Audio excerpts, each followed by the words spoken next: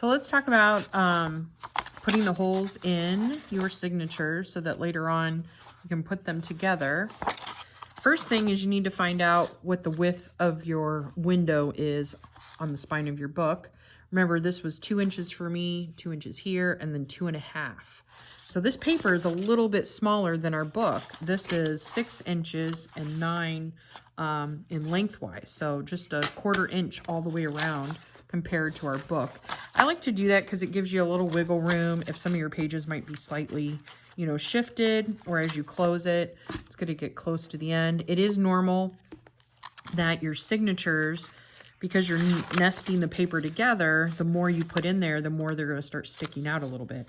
Sometimes people don't like that, and you can always go and trim that, but I just make sure not to put too many pieces of paper in one signature, because then it gets a little bit noticeable. But I kind of like the way that that looks. I'm not too worried about it. But since the paper is a different size than the actual book, there's a little bit of math involved. So my window is 2.5, which if I put my ruler here, we're looking at 6 inches, but I need 2.5 and I need it to be even on each side. So I know that it's 2 inches from the width of the book, but this is not the same width. So doing a little math here, because there's an extra 1/4 inch on each side, there's a couple different ways you could do this, but since I need to add an extra 1/4 inch there, I could go ahead and move my ruler out a 1/4 inch on that side and a 1/4 inch on this side. So that's one option. But I prefer just to do the math and then mark it. So if I know that I need to remove a 1/4 inch here, instead of 2, I'm going to mark it 1 inch and 3/4. So remember, with your inches, each number is a full inch. And this ruler in particular is divided into what's called a 1/16 of an inch.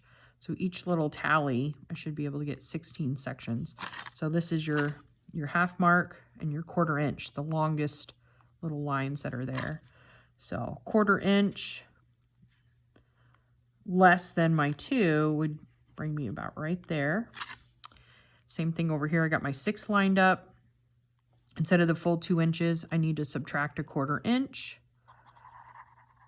So that's what I did. I went from the 6 to the 4 because 2 inches is easier to remember, and then subtract a 1/4 inch. So I took it back. So if we double check our math here, this should be 2.5 because that's the opening of my window. And when I line up my ruler, the little dots that I've made, which are on the fold of the paper, not above or below, but on the fold, it says 2.5 inches. So I'm good. All right, so I'm going to make sure my pages are perfectly lined up. I'm going to hold them together. Make sure your finger is not directly behind that hole that you're about to make, or you're going to end up hurting your finger on the other side. I just kind of hold it down, and I take the awl tool, which is specifically for bookbinding. It's to put the holes in your paper or in your cover. So I'm just, and it's really sharp, so it'll go right through.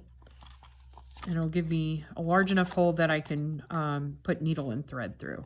So if we look on the other side, it looks like this. Do that for this side, hold it in place, and then poke through. It should look like that.